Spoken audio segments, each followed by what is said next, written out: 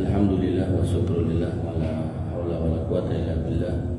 Assalatu wassalamu ala Rasulillah wa ala alihi wa sahbihi wa mawala. Rabbi shrah li sadri wa yassir li amri wa hlul 'uqdatam min lisani yafqahu qawli.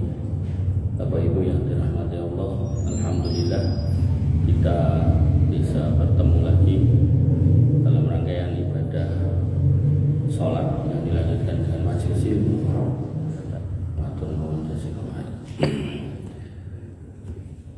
Bapak Ibu yang dirahmati oleh Allah Subhanahu wa taala, seharusnya materi kita adalah akidah, akhlak. Tapi niki materi ini kalau buka-buka ra iso buka. Jadi yang kalau coba ini sakit. Ya. Siap. Kemarin kita sampai pada orang-orang yang mustajab doa.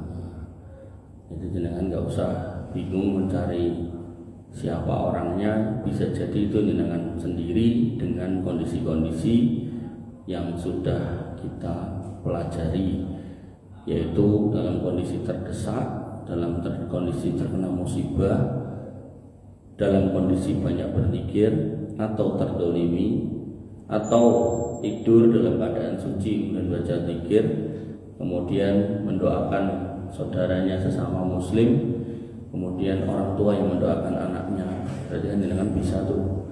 Atau kemudian orang yang berpuasa, berarti dengan bisa.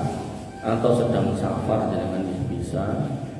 Atau sedang haji atau umroh, atau sebagai enten tanggine yang mau haji, dengan minta doa, minta didoakan maksudnya.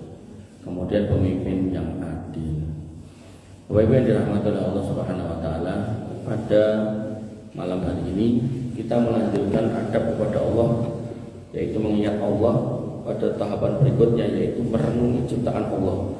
Jadi setelah zikir, wirid, doa, kita adab mengingat Allah berikutnya, yaitu merenungi ciptaan Allah. Bagaimana cara merenungi ciptaan Allah?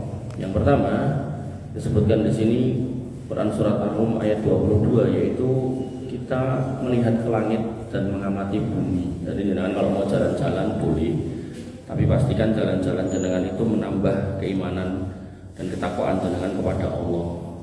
Jadi jangan jalan-jalan yang berisi kemaksiatan. Ya, jalan-jalannya harus jalan-jalan yang bisa menambahkan kesyukuran dan rasa takut kita kepada Allah Subhanahu wa taala. Nah, Allah berfirman, "Wa min ayatihi khalaqas samawati wal arda wa ikhtilafal alsinatikum wa alwanikum inna fi dzalika laayatin lil alimin." Di antara tanda kuasa Allah ialah Allah ciptakan langit dan bumi serta bahasa-bahasa kalian dan warna kulit kalian berbeda-beda. Jadi ketika kita berbeda ras, itu bukan untuk saling bermusuhan, tapi untuk saling mengenal. Karena memang di situ ada hikmah dari Allah Subhanahu wa taala dan memang ciptaan Allah seperti itu. Maka sungguh pada yang demikian itu benar-benar terdapat tanda bagi orang yang mengetahui. Artinya ketika kita misalnya enten kerajinan kayu, pintu ngoten misal diukir api gitu kan. Kita kan kemudian komentar, wah sing gawe iki wonge jos iki. Tangannya terampil. Atau mungkin ada kendaraan atau mobil yang bagus, wah ini berarti sing gawe wong hebat. Atau mungkin pesawat, kan kita langsung nyandai kayak gitu. Atau mungkin handphone canggih, wah ini berarti sing gawe wong pinter dan semacamnya. Maka begitu kita melihat langit, bumi yang sedemikian luasnya, maka seorang muslim harus kemudian memahami kalau itu diciptakan oleh Allah Subhanahu wa taala yang maha segala-galanya. Ketika orang bisa bikin HP aja kita bilang orang pinter, maka ya Allah tentu lebih pinter dari orang yang cuma sekedar bikin HP. Karena orang bikin HP nggak bisa bikin langit. Begitu pula ketika kita sampaikan ujian kepada orang yang bikin pesawat, wah ini berarti orang elok, tentu Allah lebih hebat. Kenapa? Karena jangankan kok pesawat, Allah tuh bisa menerbangkan matahari, bulan, bintang di angkasa sana. Dan manusia tidak ada yang bisa seperti itu.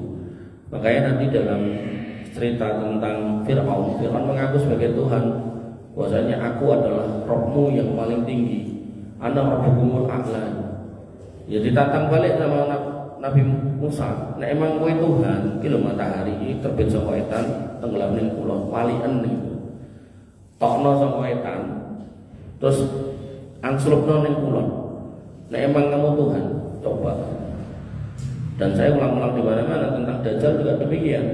Ketika dia muncul sebagai manusia dengan mata yang sakit satunya, dan dia mengaku sebagai nabi lalu kemudian mengaku Tuhan, kemudian membunuh orang dan orang yang dibunuh dihidupkan lagi, kemudian dia mengatakan kowe mau urip tak pateni terus tak uripke, berarti aku Tuhanmu sembahan aku. Orang itu pun menjawab enggak.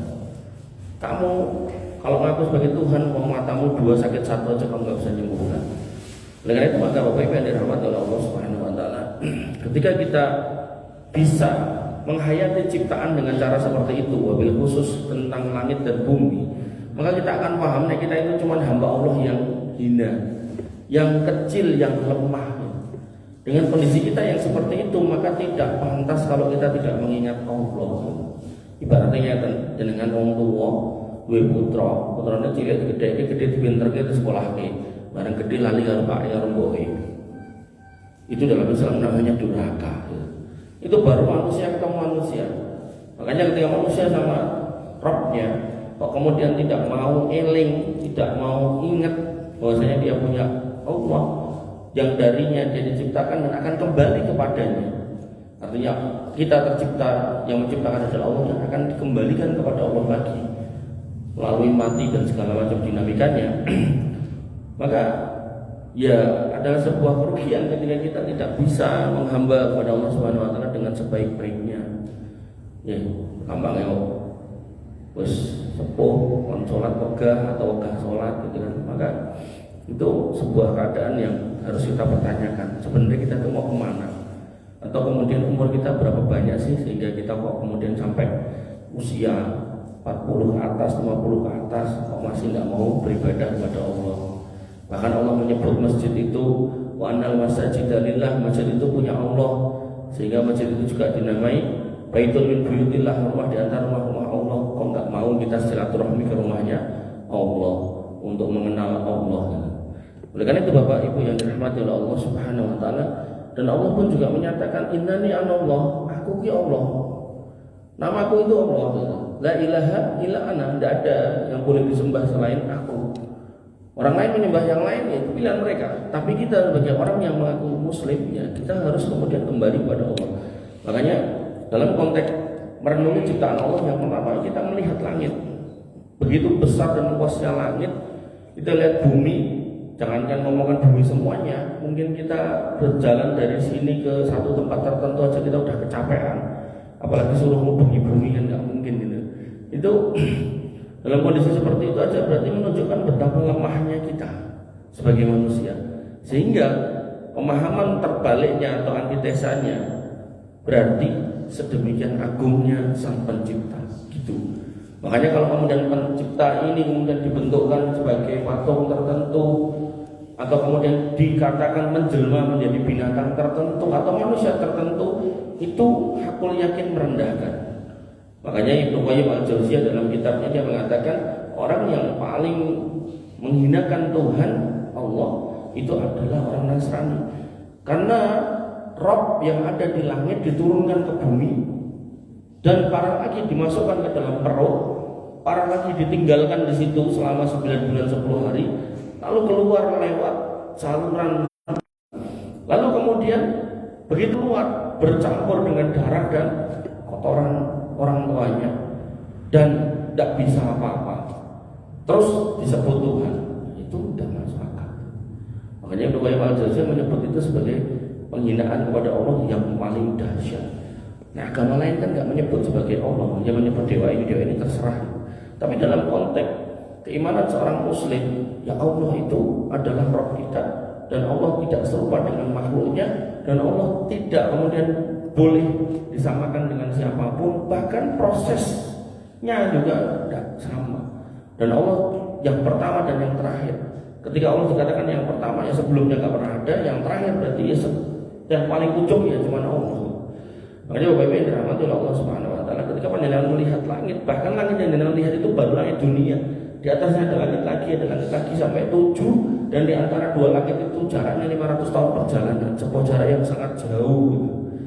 Oleh karena itu maka seorang manusia harusnya mampu merenungi ciptaan Allah agar kemudian bisa memahami kalau Tuhannya itu maha segala-galanya. Kemudian pada ayat berikutnya, yaitu Quran surat Al-Ghasyiyah ayat 17, Allah Subhanahu wa taala meminta kita untuk mengagumi keindahan alam. Wabil khusus di dalam Quran surat Al-Ghasyiyah 17 Allah mengisahkan atau menyebutkan tentang unta. Afala yanzuruna ilal ibili kaifa khuliqat? Apakah kamu tidak melihat bagaimana unta itu tercipta? Unta itu baik-baik dirahmati Allah itu binatang pilihan yang kemudian hemat BBM. Dia cuma butuh minum air, tapi sekali minum bisa sampai 200 liter air diminum habis, dan dia bisa berjalan ratusan atau mungkin puluhan kilometer tanpa minum. Di situ kemudian kalau seorang muslim ini mau merenung pada saat itu, bahkan sampai hari ini ayat ini masih berlaku, maka di situ ada satu kuasa yang tidak bisa manusia itu menciptakan seperti itu, tidak bisa. Belum ada satu kendaraan yang kemudian dia bisa berjalan sampai puluhan ribu kilometer sekali isi bensin, itu tidak ada. Yang ada ya mentek duit, mentek bensin. Makanya ciptaan manusia selalu nggak lebih baik daripada ciptaan Allah Subhanahu wa taala.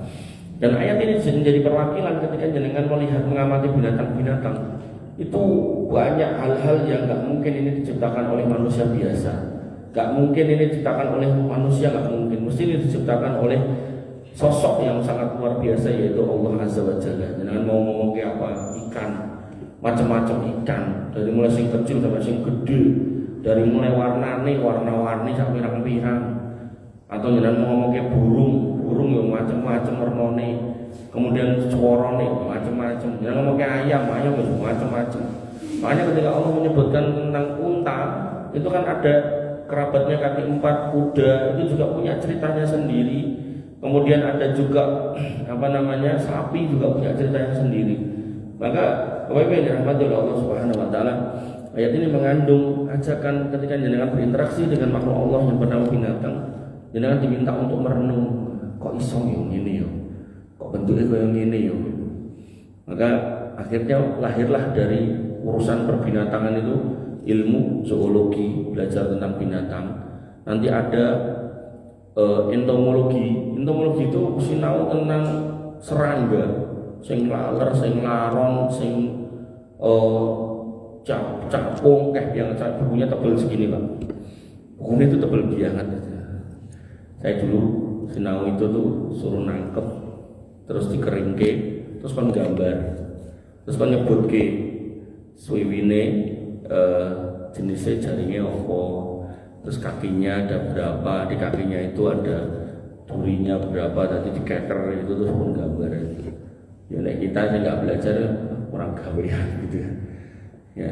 Tapi ya buat mereka yang belajar ya itu benar-benar ada ceritanya sendiri-sendiri, dan akhirnya jadi tahu capung keluarga apa, laler itu keluarga apa, atau kalau ada binatang ini masuknya laler apa lebah, kan sok bingung gitu ya. Kayak misal BSF itu kan, BSF itu Black Soldier Fly, itu lagi amati sekilas itu kayak kelanceng, padahal kelanceng ini keluarga lebah, padahal ini keluarga laler. Ini bentuknya mirip gitu. Makanya Bapak Ibu yang dirahmati oleh Allah, nanti nek belalang sembah niku napa niku? Belalang sembah ya. Walang kadung. Itu enak sing warna hijau, enak sing bentuknya kaya godhong, enak sing bentuknya ada satu saya enggak ada. Jadi plek kayak daun ya ada. Makanya di situ ketika kita melihat itu semua luar biasa. Sampai loh orang Amerika atau orang Australia itu ke Papua, itu nyuting burung di sana. Itu dia melihat burung itu nggak ada di tempat lain. Jogetnya indah banget, ulunya indah banget, tariannya indah banget, suaranya indah banget. Sampai dia bikin film dokumenter itu judulnya Bird of Paradise, burung-burung surga. Coba. Ini menunjukkan bagaimana Allah kemudian menciptakan makhluknya itu luar biasa. Nek burungku kategori apa masuk ambo gitu. Bapak Ibu dirahmati Allah Subhanahu wa taala. Dan kemudian kita juga diminta untuk merenungi siang malam. Allah berfirman, inna fi khalqis samawati wal ardi wa ikhtilafil laili wan nahari laayatin liulil albab. Sesungguhnya dalam penciptaan langit dan bumi serta pergantian malam dan siang terdapat tanda bagi orang-orang yang mau mikir. Kok enek awan, kok enek esok, nek anggar bengi kok mesti ngantuk, nek anggar awan kok panas dan seterusnya. Orang kalau mau merenung, dan itu akhirnya melahirkan ilmu fisika, astronomi, ilmu antariksa, bahkan di Indonesia ada BMKG karena cuma mempelajari fenomena itu. Ini menunjukkan bagaimana kemudian dalam setiap penciptaan itu ada cerita-cerita. Yang cerita-cerita itu pasti akan disepakati, di situ pasti ada kondisi manusia itu terbatas nalarnya. Tidak mungkin bisa kemudian sampai level menyatakan aku itu Tuhan, tidak bisa diterima itu. Makanya nggak tahu saya pernah cerita di sini apa enggak. Ada di satu video saya tonton itu, ada sebuah lorong atau itu tembok kotak. Terus enten sing metungul, nek niku metungul salon. Niku metungul niku ndak segajah. Terus dari mulut ini pun netes banyu. Terus nah lorong itu. Terus orang lewat. Awalnya banyu ini niku didulit. Terus dilapis dan sirai. Burine melu-melu. Terus melu-melu. Parah meneh sing paling buri rodok buri niku nggo gelas kertas nih, gelas kertas ditadai, diusapke sithik, diombe sithik. Terus di sebelah ini kok enten wong sing ngamati ket awal proses orang awal mulan dulit sampai dicuci wong sak pirang-pirang ning bumi. Terus dia ngomong, "Mbak, kuwi WC kuwi, bocoran WC." Ngono ya ora ngandel gitu lho. Sing ngandani malah dilokke wis apa kowe iki. Kuwi ndase dewa. Gitu dong mereka tuh, enek apa sithik lho, enek patung apa sithik metu opone gitu dianggap. Ten Amerika nggih ngoten, enten patok batas wilayah ngono, bentuke kaya wukluke dewane ngono iku. Jane niku patok batas wilayah, ning gandeng pun dipindah pun digawe sing luwih apik kuwi dijarke ngoten lho, karena ya enggak ganggu siapapun, biarin aja itu. Karena kan dalam bangunan-bangunan tua itu nek bongkar ya butuh biaya toh. Nah, mungkin dihitung-hitung biayanya semana-mana serasa dibongkar jare. Ngoten niku ya diparani sajene gitu. Ya karo ngomong niku. Nah, makanya Bapak Ibu yang dirahmati Allah Subhanahu wa taala. Alhamdulillah loh kita itu diselamatkan dari kayak gitu-gitu. Makanya kita itu diminta untuk mengamati alam yang besar ini. Mosok Tuhan itu bentuknya ngono kuwi gitu. Nah, ini bagian dari keimanan. Makanya judulnya memang akhlak, tapi akhlak kepada siapa? Kepada Allah. Akhlak kepada Allah harus melahirkan keimanan. Nah, keimanan ini yang kemudian melahirkan semangat. Artinya dengan iman jenengan yang bertambah, maka jenengan akan menaikkan level. Nek sholat niku mboten cuma akan mengatakan sholat iki wajib mboten, tapi sholat iki kebutuhanku. Nek aku gak sholat, ya aku kaya wong gak makan itu. Nek jenengan misal mangan iki wajib apa sunah wajib, lha kok nek makan luwe. Nah terus menek luwe, kowe ora omah, nek ora omah bablas mati misal ngoten. Maka seorang muslim harus sampai pada level itu dalam konteks sholat. Misal contohnya, jangan sampai cuma mengatakan sholat itu wajib, lah orang sholat, ya orang sholat apa aku jauh urip. Ya memang nggak dikasih alarm. Kalau misal dikasih alarm, nggak sholat terus tiba-tiba mati, ya insya Allah nggak ada orang nggak sholat, mesti sholat kabeh gitu. Makanya Allah mengatakan, Alladzi khalaqal mauta wal hayata liyabluwakum ayyukum ahsanu amala. Allah itu yang ciptakan kehidupan dan semua cerita di dalamnya, dan Allah ciptakan kematian dan semua dinamika di dalamnya. Allah pengen tahu mana di antara kita itu yang imannya terbaik. Makanya urusan dunia ada alarm yang radedet umat gitu kan, raiso mangan luwe gitu kan. Tapi kalau untuk urusan ibadah tidak ada alarmnya, tidak ada. Artinya kalaupun kita kemudian punya hati yang bisa menunjukkan alarm, misalnya sholat gelisah, nah itu alhamdulillah. Ini kadang sebagian orang tuh nggak sholat itu biasa aja, nggak poso itu biasa aja. Gitu kan. Bahkan kemudian apun dia nggak kenal agama, dia merasa biasa aja. Memang itu hatinya sudah luar biasa keras. Cuman maksud saya Bapak Ibu dari Allah, alarmnya itu nggak kayak nek telat makan itu. Tiba-tiba luwe terus geger golek panganan rono rene, kadang nanti di ruang muter-muter, bakul sak pirang-pirang enak ya milih ya bingung gitu kan. Ngomongnya nek goncenge bojo gitu. Ning ndi bakso kae kebablasan sithikna arep atrek ra gelem. Mulai anu bali rono nek gah bablas golek liyane wae. Bapak Ibu yang dirahmati Allah Subhanahu wa taala. Maka ya, kita diminta untuk merenung malam dan siang. Jadi jenengan nek nopo gogok ten ngajeng griya ngoten kok sambil merenung. Wah, langit sak ngono buane. nek nganti meletek bane aku piye gitu kan. Dan bener Pak, dengan kalau misalnya umpami anten sing pun nitih pesawat niku begitu ngumpul aja kok jenengan omah yo ra ketok, aja kok omah kali kota sing ngono bane ra ketok, cilik gitu. Sehingga kita itu sepele banget, bener sepele banget. Kata jenengan nek ningali gurun cilik banget. Akhirnya ada digolek-golek begitu ketemu di pintes gitu kan. Maka kita itu sangat kecil di mata Allah Subhanahu wa taala. Bahkan sangat hina kalau kemudian kita itu sombong di mata Allah Subhanahu wa taala. Bapak Ibu yang dirahmati oleh Allah Subhanahu wa taala. Kemudian Allah juga meminta kita untuk merenungi tentang air hujan. Wah, ini luar biasa. Allah berfirman di Quran surat Al-Mu'minun, "Wa anzalna minas sama'i ma'an biqadar." Dan kami sudah turunkan hujan dari langit itu ada kadarnya. Boten kemudian wahyu terus marai bencana, boten. Sudah dihitung, sudah dikalkulasi. Pertanyaannya, lah ngopo kok enek longsor, ngopo kok enek banjir? Nah, Allah menjawab, bima kasabat aidinas, itu semua karena perilakumu sendiri. Gampangnya ngeten, dalan banyu mampet, akhirnya banyu lewat dalan wong. Nggon-ngonane banyu ditutup, akhirnya dhek mlebu ning gone wong, kan gitu. Begitu pula gunung sebagai resapan air yang paling utama, kemudian melahirkan mata air nanti dialirkan ke rumah-rumah jenengan untuk air minum, air macam-macam. Kok digunduli, banyunya ya nggak bisa tertahan, akhirnya longsor. Begitu longsor jadi bencana, mata airnya kering, akhirnya apa? Ya, yang dapat adalah musibah, kita nggak dapat air bersih, kemudian malah dapat penyakit, bencana dan seterusnya. Maka Allah sudah pastikan hujan itu turun dengan kadarnya. Kemudian fa'askannahu fil ard, lalu kami tampung di bumi loh. Tampungannya dibabat entek gitu kan.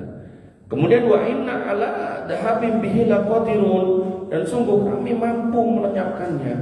Makanya dulu dalam kisah Nabi Yusuf alaihissalam didatangi oleh sang raja mimpi 7 tahun kekeringan, ada 7 sapi gemuk memakan sapi kurus. Kemudian ditanyakan kepada Yusuf alaihissalam dan dikatakan jenengan akan dikasih satu masa 7 tahun penuh dengan pertanian yang subur, tapi setelahnya jenengan akan dikasih masa di mana kering kerontang, tidak bisa bercocok tanam, air hilang. Maka yang terjadi, Nabi Yusuf pun memberikan saran, pas subur niki jenengan tandur saoke-oke, jenengan tandur untuk bertahan di 7 tahun berikutnya. Maka akhirnya Nabi Yusuf pun dijadikan menteri. Dari jadi menteri inilah kemudian keluarga Yusuf alaihissalam dari Palestina datang minta makanan, karena di sana juga kering habis-habisan gitu. Akhirnya bertemulah lagi Yusuf alaihissalam dengan keluarganya, singkat ceritanya. Oleh karena itu maka Bapak Ibu yang dirahmati oleh Allah Subhanahu wa taala, ketika kita melihat hujan, itu pun juga ada ilmunya, namanya ilmu hidrologi.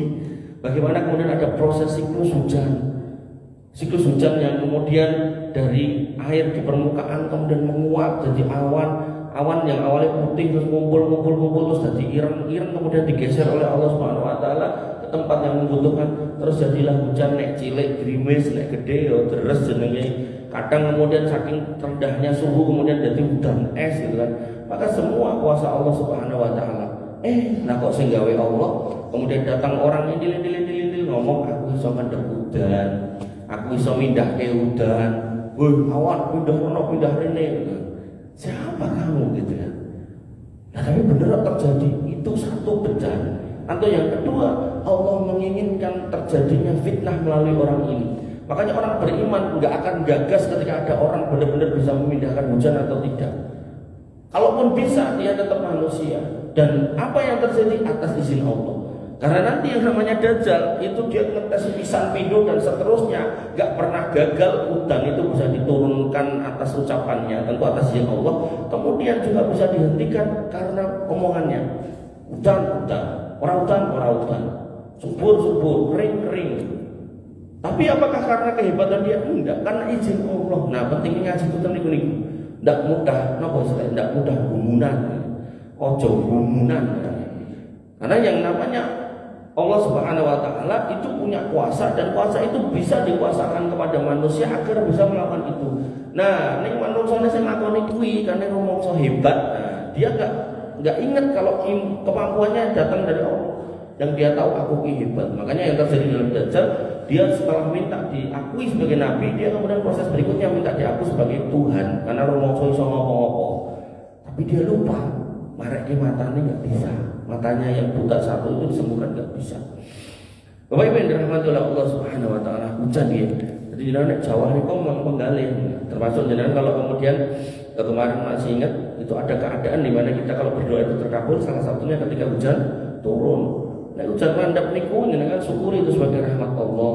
Jangan marah-marah, senajan memehane ra garing, senajan musal adab di masjid dadak teles sikile, macam-macam. Karena nanti kalau Allah tahan itu air, pertanian mati, peternakan mati, buat jenengan sing ning kota sing renek sawah tetap akan terimbas hujan. Nah, kemudian Allah nggak kasih hujan ini Indonesia, terus tiba-tiba wong ning kampung-kampung nggak bisa nanam padi. Jenengan yang ngapunten mungkin duit sebulan 2 juta 3 juta itu tiba-tiba rapatnya haji karena beras tiba-tiba naik, stok menurun, tapi pemerintah tetap akan ngimpor gitu.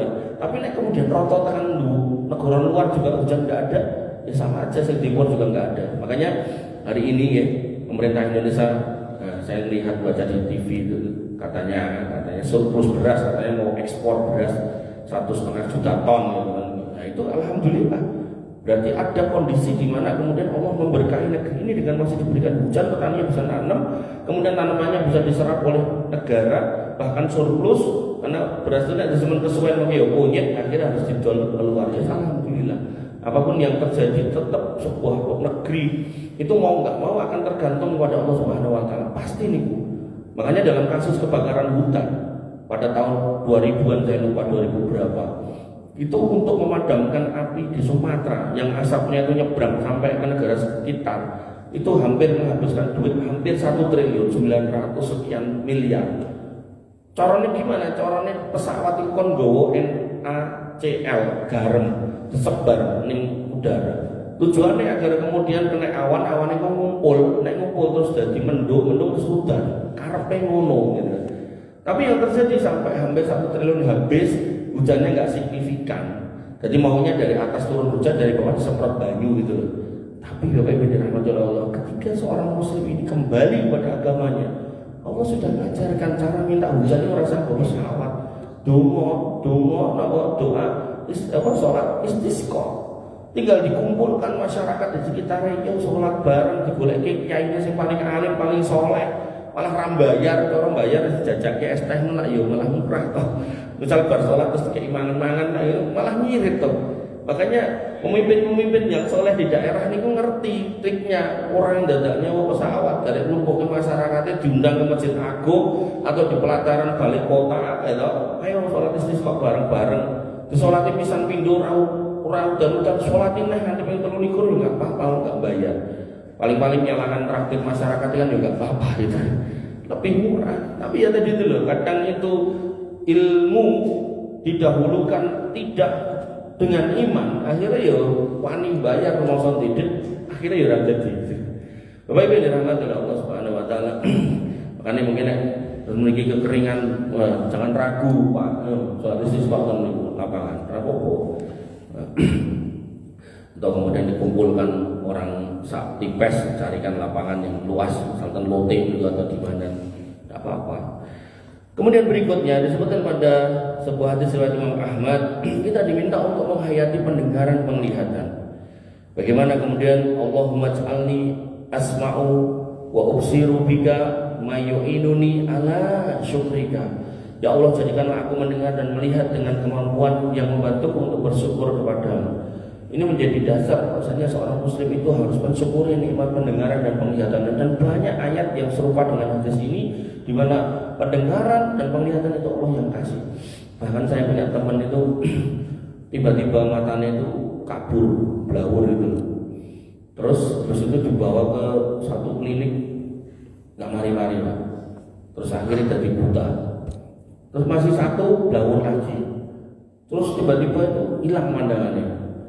Dibawa ke klinik itu bolak-balik antara ngedol mobil, ya nggak bisa balik. Makanya kalau kemudian istilahnya apa ya, kita mau bersyukur, sebenarnya kita tuh orang kaya. Mungkin kekayaan kita tuh nggak kelihatan. Buktinya teman saya tuh motornya nggak bisa melihat, bikin balik kayak ngedol mobil, jadi kan bisa ngeliat ra perlu kehilangan mobil, jadi kan mau sugih. Dan apa kerso makanya dijoli mobil, ya moh tau gitu. Akhirnya yang terjadi sama istrinya, dapat tahu dari mana infonya, dibawa ke Malaysia. Dengan cerita dioperasi, yang satunya udah nggak bisa, satunya tuh bisa. Jebule apa? Retinanya melorot tuh.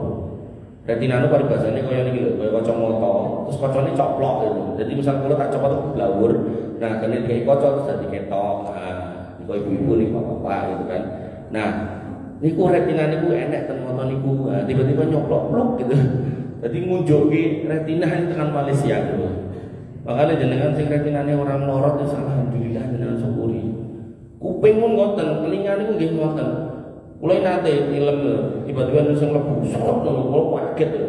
Kula ora-ora kene ya ora metu untuk sikile. Sikile cilik kaya sikil coro ngoten niku. Akhirnya ya kula boten THT, ya metu 500 apa pinten lho. Jebule nggih coro cilik niku. Oh ya enak to, ngon-ngon ngene omah. Leputan kuping itu luar biasa. Dan kalau sampai niku bolong, makanya setiap organ kita niku sampai manusia itu meneliti sedemikian rupa akhirnya melahirkan dokter spesialis itu, spesialis mata, spesialis telinga, spesialis tulang, jantung, spesialis macam-macam toh Pak. Ini menunjukkan bahwasanya benda-benda yang ada di tubuh jenengan itu benar-benar karunia Allah yang gratisan, dan itu pun juga nggak bisa dibikin oleh manusia. Makanya enten orang yang mau bikin jantung robotik, yo iso, mau darah itu iso, denyut-denyut gitu ya bisa. Ini ya ternyata itu tetap butuh baterai. Paribasane dhek jantungnya dilebokke ning awake. Enten kabelnya dhek iku ngantongi baterai niku lho. Jenengan kebayang mboten nek baterainya mati ngoten terus piye? Kira-kira pokoknya wajib urip. Yo mati gitu. Makanya Bapak Ibu yang dirahmati oleh Allah Subhanahu wa taala. Kula kan darahnya kadar darah saya kan tinggi gitu. Itu kenapa? Karena pankreasnya kinerjanya sudah berkurang. Lah kene enek-enek Indomaret lah aku tuku. Lah ra enek, Pak. Makanya solusinya ya satu-satunya cara, salah satunya ya jangan minum manis. Karena pankreas itu akan menghasilkan insulin, insulin digunakan untuk mencerna gula. Nah, nek kemudian alat untuk menghasilkan insulin udah gak bisa, pilihannya ya jangan makan gula satu. Atau yang kedua, suntik insulin dinggo membantu mencerna itu. Artinya ketika kita punya organ itu gagal, rusak, itu tidak ada tukerannya Pak. Jadi kan boleh kelitian enek gitu. Ajeng dijoli jantung sapi apa napa niku pedus dan silir orang bakalan bisa gitu.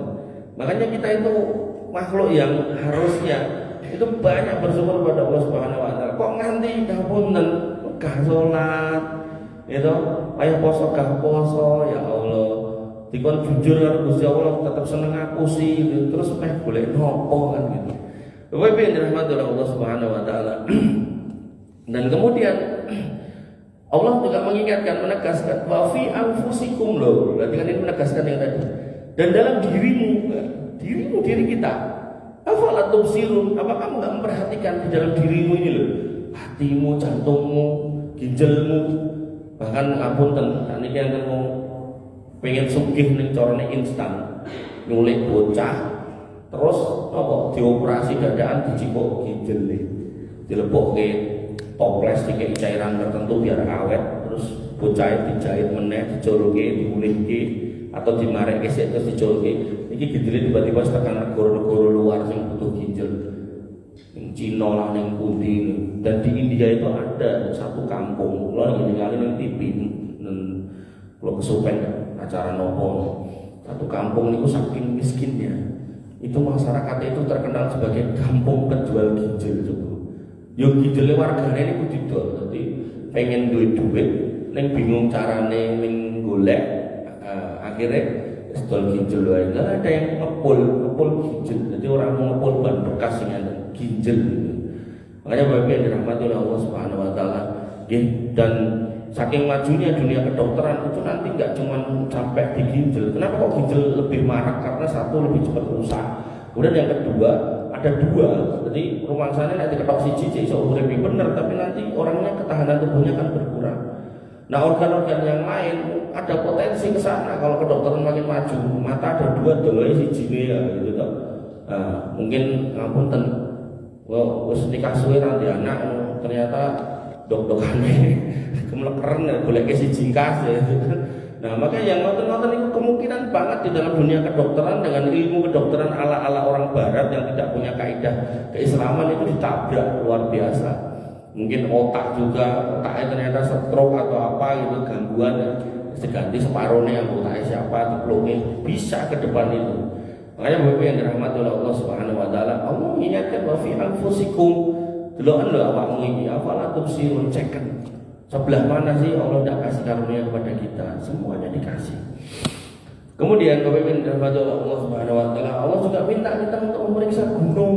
Makanya jenengan ajeng munggah gunung monggo, kepek kendur gunung monggo, nikmati keindahan alam monggo, bersyukur di sana monggo. Nek ampun bermaksiat, enek wong munggah gunung ya cek dadak go sajeng ngopo gitu loh. Munggah gunung malah go ciu. Jadi kok ngomong munggah gunung go ciu alasane adem yang ngemplok malah panas itu tekan jero-jero. Makanya Bapak dan Allah, ketika kita berniat untuk menikmati keindahan alam, bersyukur sebagai seorang hamba, mengagungkan asma Allah, ya jangan bermaksiat gitu. Ya, jangan ampun. Makanya nalar-nalar sebatas mungkin nganggep ke awak apa ya ora iso nggo jahe. Apa ya ora iso nggo napa lah lombok niku dikomo barangkali diombe lek pedes ning weteng ya. Makanya wae dirahmati oleh Allah Subhanahu wa taala nggih, jangan sampai syaitan itu membisiki dan kita membenarkan. Dan itu menyedihkan kadang menyedihkan. Sing dablek siji, dilalah nek wong salat segala macam ya nggawa ngono kuwi gara-gara dirayu ngono ya sing salat ya melu mendem ya, melu ngombe ya. Alasane niku wae. Alasane genanget gitu kan. Nah ini terang anget yang gawe mie godhog yo iso. Ya tau. Makanya WB yang dirahmati oleh Allah, Allah mengingatkan wa ja'alna fil ardi rawasiya an tamida bihim, dan kami jadikan bumi, di atas bumi itu gunung-gunung yang kokoh agar bumi itu tidak bergoncang bersama mereka. Gampangannya niku gunung niku didadekake pakune bumi ditancep gitu. Makanya nanti begitu kemudian kiamat datang gunung niku diangkat tabrak kedil, begitu pakune dicopot digoyang kabeh. Engsel-engsel itu goyang. Makanya nanti tentang asratus saah, ciri-ciri dekatnya hari kiamat, banyak terjadi gunung meletus, gempa bumi, kemudian banyak terjadi bencana, kemudian banyak terjadi gerhana. Jadi tatanan alam itu sudah nggak seimbang, terus mulai gesek-gesek gitu. Sehingga disitulah kemudian orang akan berpikir caranya enek opo. Nah, jawabannya karena bumi makin tua maksudnya mendekati harinya. Wa ja'alna fiha fijajan subulan la'allahum yahtadun, dan kami jadikan pula di sana jalan-jalan yang luas di bumi itu, gitu, enter jalan tol dan selamat riyadi agar mereka mendapatkan petunjuk, ya, dan macam-macam. Makanya Bapak Ibu yang dirahmati oleh Allah Subhanahu wa taala, ketika jangan melampah, ya, nitih mobil, nitih motor, menikmati perjalanan, ya Allah ternyata mau harap ning Jogja pokoknya nanti panas, padahal mungkin kuno. Bagaimana dengan yang jauh di sana, perjalanan yang sangat jauh? Di sini menunjukkan kelemahan kita. Apa ya terus harap kemaki terus ramari-mari gitu kan? Maka Bapak Ibu yang dirahmati oleh Allah Subhanahu wa taala, seorang hamba akan berubah. Kalau misal dulu pernah nakal gitu dirubah, kalau dulu pernah kemaki gitu dirubah, kalau dulu pernah kemayu gitu dirubah. Jangan sampai kemudian nek jenengan penggalih yang namanya syaitan itu dikeluarkan dari surga bukan karena bunuh siapapun, bukan karena minum apapun, tapi karena kon sujud ning Adam moh. Kenapa kok harus sujud? Yang nyuruh Allah. Ketika itu perintah Allah, maka seorang makhluk yang bernama iblis ya harus sujud. Nah karena nggak mau, maka dia dianggap sombong dan kemudian dikeluarkan dari surga. Dan Allah banyak ayat yang mencibir, memarahi, menghina, mencela orang-orang yang sombong. Makanya ketika kita sedemikian lemah, Bapak Ibu yang dirahmati Allah, maka kalau kita lemah sedemikian lemah, masa iya kemudian kita nggak mau berhenti, nggak mau leren gitu. Padahal kita tahu kita pasti mati dan kita pasti dikubur, dan kalau sudah masuk ke alam itu, ke sana, sudah tidak ada yang bisa menolong kita kalau kita membawa dosa kesombongan itu. Makanya sombong itu dirumuskan oleh Nabi, batorul haq wa ghamdun nas. Nek enek omongan sing bener daerah gelem ngrungokke, terus nek ketemu wong liya mesti gawe ngremehke. Iku rumusé. Jadi sombong niku mboten soal ngangge rasukan sae, atau ngangge jam saya atau numpak motor saya boten. Selama dia kalau ada kebaikan dia dengarkan, kalau kemudian ketemu orang dia nggak ngeremehkan, nggak sombong. Misalnya jenengan nitih mobil BMW seri 7 itu yang paling dhuwur. Medhok kok mobil ketemu tanggane nggih nyopo aruh niku boten wong sombong. Tapi nek lagi numpak kol tepak medhok kok mobil ditroli tanggane gak gelem jawab itu kan nyopo to iki. Gitu. Nah, monggo dipenggali. Jadi jangan terus kok panggone tuku motor maki motornya anyar boten. Nah, dia masih ramah seperti sebelum beli mobil, ya dia bukan sombong. Tapi kalau kemudian dia nggak mau nyapa orang, merendahkan orang, menghina orang gitu kan. Kemudian ketika ngapunten rajin sholat begitu ditokeh udah sholat itu sombong. Para meneh kan tidak sholat tambah karuan gitu. Bapak Ibu yang dirahmati oleh Allah Subhanahu wa taala. Kemudian binatang udah, langit udah, bulan bintang udah, kemudian malam sudah, diri kita sudah. Bahkan Allah juga mengingatkan kita untuk melihat kepada makanan tumbuhan yang kita makan. Fal yanzuril insanu ila ta'ami. Lihatlah manusia apa yang kalian makan. Anna sababnal ma'a sabba. Benar-benar kami yang mencurahkan air melimpah sampai itu tanaman tumbuh dan kamu makan. Tadi sudah tak singgung di depan. Kalau Allah nggak kasih hujannya, tanaman nggak akan pernah tumbuh, jadi kan nggak akan bisa makan bayam, kangkung, nggak ada cerita. Makanya makan nasi pun yang namanya apa niku beras itu saya lupa ya. Itu ada sebuah penelitian itu mengatakan 1 kilo beras itu untuk bisa menghasilkan 1 kilo itu butuh air sekitar 50 liter Pak. Itu wah luar biasa. Ini nek terus sampai tak itu 10 ton ya kan ngeping gini 50 liter ping 50.000 piro ya. Makanya seorang muslim itu kalau enggak menghayati ini wah parah. Summa sakoknal ardo sakok. Kemudian kami belah bumi dengan sebaik-baiknya. Maksudnya kami belah itu jangan taruh benih tukul, tumbuh, muncul, dan jangan nandur noko yang muncul noko, nandur pelem, muncul pelem. Itu semua proses Allah yang menata. Kemudian fa'ambatna fiha habba, lalu kami tumbuhkan biji-bijian di bumi itu. Bahkan Bapak Ibu yang dirahmati oleh Allah, gunung batu sekalipun di Arab sana, itu ketika Allah kasih hujan, nanti di antara celah batu, misal batunya tenang, celah-celah ini muncul wit. Nah, pedus-pedus itu tentu niku mboten dingon ning ngisor, soalnya ning ngisor niku padang pasir yang jarang tumbuh tanaman. Mereka itu makan tanamannya, pedus-pedusnya itu naik ke gunung-gunung yang seperti itu, makan rumput yang ada di situ. Atau nek jenengan mungkin nanti bisa lihat di YouTube, namanya kambing gunung. Kambing gunung niku mbok miringi nganti 90 derajat iku dhek iso menek. Untuk nyari garam yang nempel di batu-batu atau tanaman yang nempel di situ. Karena memang dia hidup di kondisi alam yang sangat ekstrim, yang kadang di bawah itu rumputnya sudah entek oleh hewan yang lain. Makanya dia dikaruniai kemampuan untuk menek ke atas-atas. Sehingga ketika Allah meminta kita bahkan untuk memeriksa tanaman-tanaman itu, bahkan jenengan ada yang mungkin mengagumi kembang-kembangan, gitu sampai direwangi zaman biyen enten jemani nanti pilih ngeloni niku timbang ngeloni bojo ngoten niku to. Itu menunjukkan bagaimana manusia itu memang seharusnya selayaknya berpikir tentang keindahan tanaman-tanaman itu. Dan tersuluh kan enten pasar, boten pasar kembang niku, pasar sing dodol kembang sing mriku niku pasar napa? Nongko. Iku yo puluhan tahun eksis toh menghidupi keluarganya dodolan kembang. Maka di situ nek jenengan bisa melihat loh ini. Bahkan ketika jenengan kemudian kembali ke tukang jamu dan jenengan nunjuk itu kan ya jahe semua itu yo tanggungan kabeh. Ini menunjukkan bahwasanya semua hal sebenarnya kita itu tergantung kepada Allah, yang dari pergantungan itu sebenarnya berawal dari hujan kemudian ke tanaman itu yang kemudian kita konsumsi dan sebagian dikonsumsi oleh binatang ini nanti yang kembali kepada kita, itu yang kita kenal sebagai rantai makanan.